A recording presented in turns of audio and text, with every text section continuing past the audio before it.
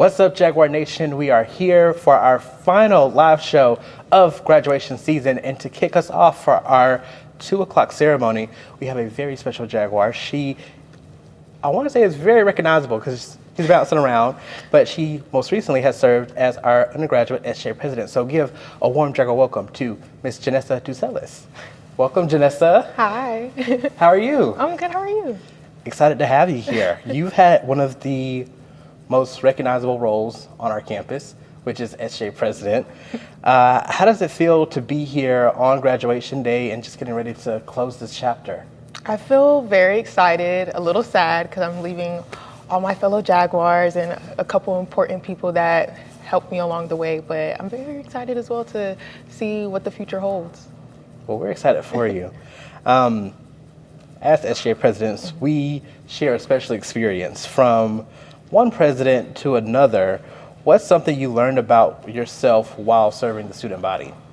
That I'm way stronger than I think I am. Okay. Also that I have to learn how to be comfortable with the uncomfortable. So I feel like things don't always go the way that we plan, but at the end of the day, we have to adapt to the circumstances that we have. And it's just taught me that I can do way more than I saw myself doing before. Yeah. Are there any moments just from your time with SJ that really stand out to you? Yes, I've got to travel. I've got to meet so many people. We've went through like a hurricane, so like, Yeah.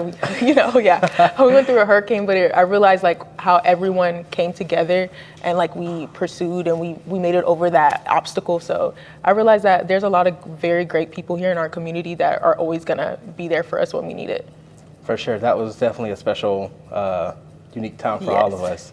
But outside of that, just looking back at your overall university experience, is there anything that just makes you go like, oh wow, this is what it means to be a Jaguar? A lot.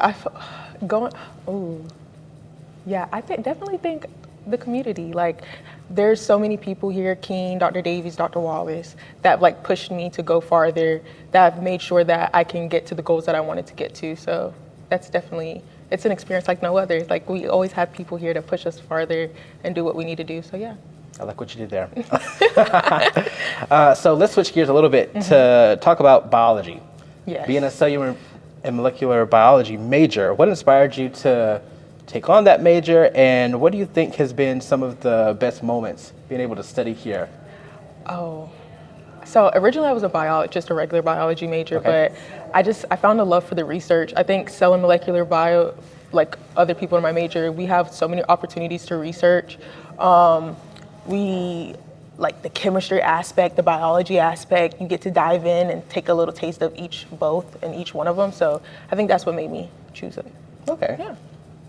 And I guess let's talk a little bit about what's next for you after graduation, and how do you feel like AU has prepared you for the next chapter?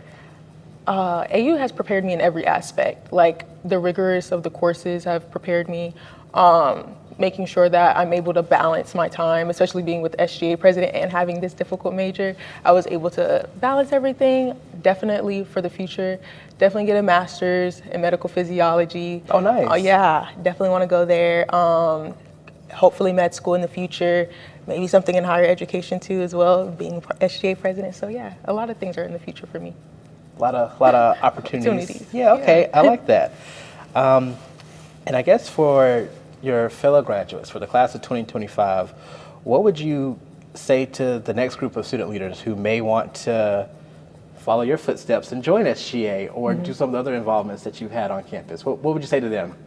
Do it, like join it. I think me coming from a background where I'm from a small town and I'm not usually in the community.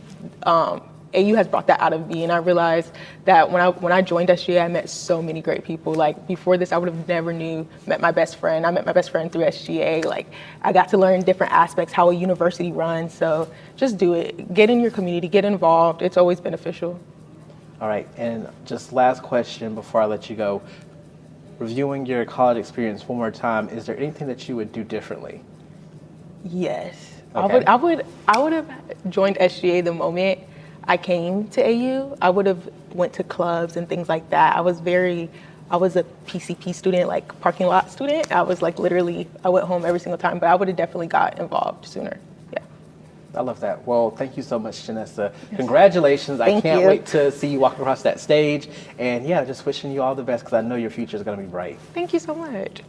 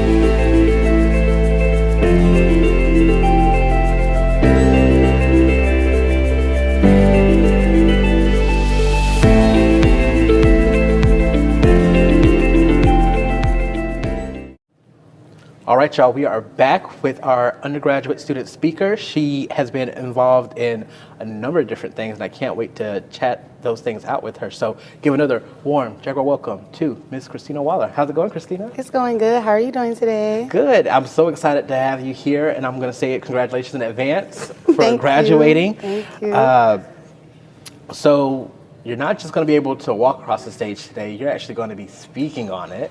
So what went through your head when you found out you were selected as one of our speakers? So funny story, I actually did not finish my application to be the speaker. I was like, this is not my cup of tea. I think my mom finished it. Oh, wow. And so when they told me that voting was live, like 4 people texted like, I voted for you. And I was like, okay, what did you vote for me for? And then they sent me the link and I was like, okay, I'm not gonna get it. Like I didn't even advertise, I didn't tell anybody. And then I got an email and it was like, congratulations. And I was like, okay, this is meant for me. Obviously, this is the path that God has laid out for me. So I'm excited. I started working on my speech and I can't wait. I think it's gonna be good. So yeah, without giving your full speech away, can you give us a little bit of a teaser or a part of your message that you're gonna be sharing with us in a moment? The most important message to me that's in my speech that I want the class of 2025 to take with them is to not play it safe. Okay. Right now, the world has a lot of different things going on, and sometimes it's easier to stay in your comfort zone and stick to what you know. But for me, growing here, it has taught me to go outside of my comfort zone. This is outside of my comfort zone. So I want the class of 2025 moving forward to also stay going outside of their comfort zone. I love that. That's one of my biggest messages. And earlier this morning, we heard from Tazira, who you're really close with. So what was that like when y'all found out you're both going to be speaking at both of your ceremonies? It was a Mu Zeta takeover. I'm a part of the Mu Zeta chapter of Alpha Kappa Alpha Sorority Incorporated. So it was exciting. We were all so happy. I kind of got to hear her speech. I had a pinning ceremony, so I couldn't get here. But I was able to hear it live, and she had me in there tearing up. I'm so proud of my baby. She getting ready to go on and do great things. And so are you. Yes, yes. So you're getting your degree in nursing, which I tell everyone, nursing is just not a career field, it's really a calling. It is. So how did that calling come to you? My sophomore year, I lost my grandmother due to breast cancer. She had breast cancer before I got over it, came back. She was a lot older, in her 90s. didn't make it. But when I was with her, visiting her, just seeing how the doctors took care of her, the nurses took care of her, I always knew I wanted to do healthcare. I didn't know what I wanted to do in healthcare and what that looked like for me. But being there and kind of being able to help her as well, take care of her, be one of her main caretakers, I was like, okay. And I went out, I'm big on faith. I went out on some faith and applied the last day that the application was closed. I think I submitted at 4:50 p.m. It was due at 5 p.m. And I was like, all right, God, if it's meant for me, you're going to get me in. And if it's not, then I'm going to keep on going. And I got in and I've been successful. I've gotten scholarships and I've grown, and now look at me. So exciting, but yeah. And so just looking back at your college experience, you've been involved in a number of things, as you mentioned, AKA working in student life, and I also see your medallion for Order of Omega. So how did you juggle it all? Like, what helped you kind of keep it going? Because being a nursing student here is not for the weak. It's not for the weak. I love the College of Nursing, but they do tell you some stuff last minute. You have conferences planned and have everything else planned. It's like, hey, by the way, you have lab today. And it's like, all right. One of my main things I've always said, I didn't come to school just to go to school. I guess I came to school to get a degree, but this is some of like your most important times, most important years. And it was hard. Some days I didn't get much sleep, but the SLE staff was definitely like my biggest support system. Roberto Aragon, Taylor Zimmerman, Tiana Thornton. They would talk me down. They were like, okay, Christy, you're doing too much. How about you just take a nap? Cameron, my best friend, the old Mr. Augusta University, that's my baby. He used to have to do a lot of stuff for me. Like, I used to wake up and be like, I need you to do this today. And he'd be like, I don't. And I'm like, yeah, but I kind of need it done. In order for me to be here, I need you to complete this. So just having a good support system, my mom always making sure I don't overwhelm myself, it was very beneficial. And that's kind of how I was able to juggle it. And the College of Nursing, they do work with me. If I have conferences or have something I need to attend, they would work around my schedule. So it was difficult some days, but good communication, and a good support system. And so was reviewing your bio for the program today, and I saw that you are aiming for a DNP in psychiatric mental health. Yes. What kind of led you into that specialty? Thank you for asking. My mom actually owns a mental health agency in Atlanta, Georgia, so I grew up around mental health. I've been an advocate for mental health since I was younger.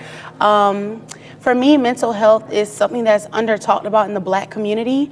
We were told we don't need therapy. We can handle it by ourselves, just pray about it. But seeing how talking to certain people and kind of not guiding them, but kind of like, hey, how about we try to look at talking to this person to try to help you out more? I enjoyed it, and I knew then that was my calling. My favorite clinical was mental health. I just bond with them. It's just, I think people see them and have a stigma of they're scary and they're crazy, but really they're just normal people. They're having a bad day like we're having a bad day, except for we're able to kind of bounce back, and they might need a little more assistance than us. So that's why I chose mental health. I love the way you phrase that. And as we wrap up here, because we're only a few seconds from our segment here, but what is one thing really quickly that you hope every Jaguar walks away with when they throw their cap in the air and graduate? To never give up on your dreams. It is easy to say a dream is just that, something that you imagine, but if you work at it and you keep going, it's something that you can accomplish. It's something that we're all accomplishing today. This was obviously a dream at some point for all of us to graduate, and we're getting ready to do that in just a few moments. So just to keep going. Well, thank you so much, Christina. Congrats again. I cannot wait to hear your speech and see you walk across that stage. Thank you so much. Thank you for having me. Of course. All right, y'all, we got one more interview left, so stay tuned and we'll be right back.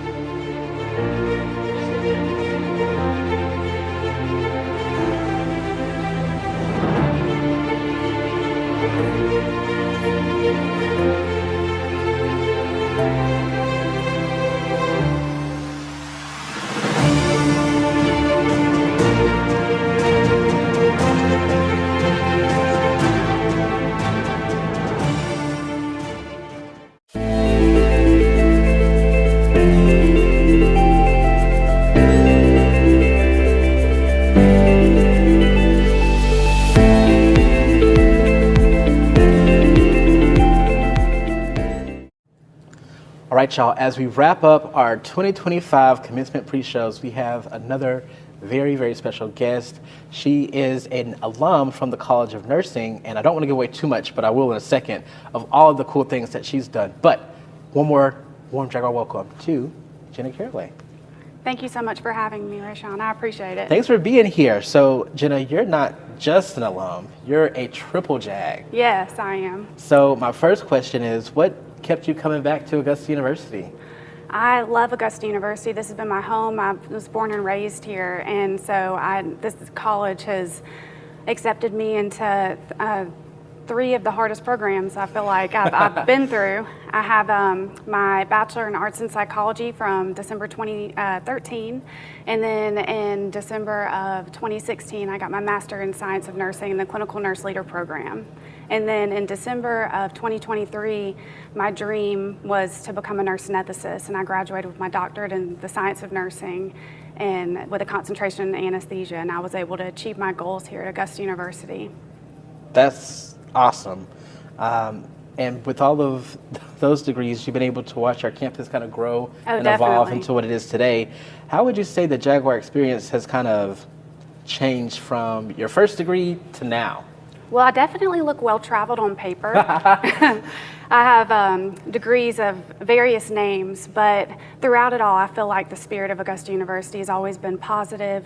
I have such great memories going through the Summerville campus. I know now the trees down make it look a little bit different, but I feel like the spirit is the same, and just the community that Augusta University has is just unlike any other. And I feel like the campus downtown and the medical campus has been incredible as well, and I felt so prepared as a graduate of the program here. I feel like our teachers truly and our professors cared about us, and then we also had wonderful clinical opportunities with the hospitals being right there as well. So I feel like although certain things changed with the name, the community has really stayed the same, and it's been a close-knit community, and I've learned and grown here, and I'm very thankful to say that I'm a triple JAG. Look, I'm super proud that we are able to say that we have triple JAGs. Yeah. And you building your career, I guess what kind of drew you to the path of nursing? Because as you mentioned, you started off in psychology and then you kind of drifted off into, I guess, more clinical? Yes, nursing has always been my goal. I had a few bumps in the road along the way, and I ended up, I was kind of minoring in psychology, and so I decided to go ahead and get my bachelor in the art of psychology, and I found out about the Clinical Nurse Leader program, which is more of a fast track program meant for those that have an undergrad in an area other than nursing. Oh, so nice. yes, it was a fast track program. It was a calling. God definitely called me to that. I didn't even know about it at the beginning of my schooling. So I was able to start that program, and then I've just always known since one of my best friend's moms was a nurse anesthetist, and I said, I want to do what she does. Oh, and that dream is just, with each clinical experience that I had, it just solidified that goal that I had. And you did it, and you're I doing did it. Yeah, I'm doing it. For any, I guess, future healthcare professionals that are out there today, what's something you wish you knew when you were first starting out into the field? Healthcare, some people it's a tough field. It's so tough, and you have to really be tough as well. And I had so many people doubt me. And I know a lot of these graduates, you're sitting here today, you had people that didn't think that you would be where you're at today. And I don't think you should ever let anyone else define your worth. And just know moving forward, whenever someone tells you that you can't do something, just know that you can. You can push yourself to do the best and take the best possible care of your patients, and just be able to be confident in the clinical setting and in your life. And if you have any career goals past this, definitely you can achieve them.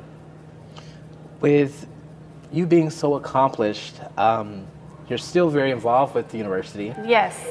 What would you say to someone who's about to graduate about the value of still being connected and staying involved with AU? Yes, I taught the clinical students in both the bachelor and the master's nursing program in a clinical setting. I was a clinical instructor, and now I'm full-time nurse anesthetist at Piedmont of Augusta. So I still try to guest lecture when I can. You can get involved that way, but I have been on the College of Nursing Alumni Board since 2019, and I have just been thrilled to be a part of that board. It's been wonderful, and there's so many events throughout the year that everyone can get involved with. We have annual events where you can get together and just fellowship with everyone and be able to talk and catch up with your colleagues and your professors.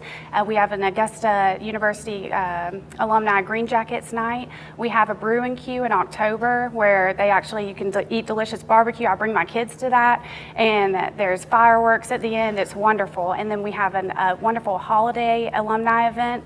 And then we just finished with our annual alumni weekend, Friday through Sunday, packed full of events that you can find online. And so you can register for that event. And also, I'd like to encourage everyone, if you know someone that you think is just outstanding and they just continue to achieve all of these amazing things and goals, whether it be through research in the clinical setting, you can vote for them in either the Distinguished or Outstanding Young Alumni online. So don't let your colleagues' achievements go unnoticed. You can also be able to show your support through Augusta Gives, and we have an annual Augusta Gives as well. So students, I think that they could be able to volunteer their support, their time, and also just be able to have some fun and go to a Green Jackets game with everyone. Yeah, and I was just going to say, my friends and I really enjoyed Alumni Weekend, Yeah. and we're looking forward to the Brewing Queue this fall. It's wonderful. As we wrap up here, Jenna, for all of those who are about to graduate today, and thinking back to your graduation, is there any piece of advice you would like to give them? Just that you've already accomplished so much by getting to this point, and as I said before, don't ever let anyone define your worth, and just know that you're able to achieve all of your goals now and in the future, and also to stay involved with the university. You're graduating from this wonderful place that provided you with this amazing opportunity, so definitely stay involved, stay connected with Augusta University, because that's what brought you to this point and how you got this wonderful education. So I definitely want to encourage everyone to stay involved with the university.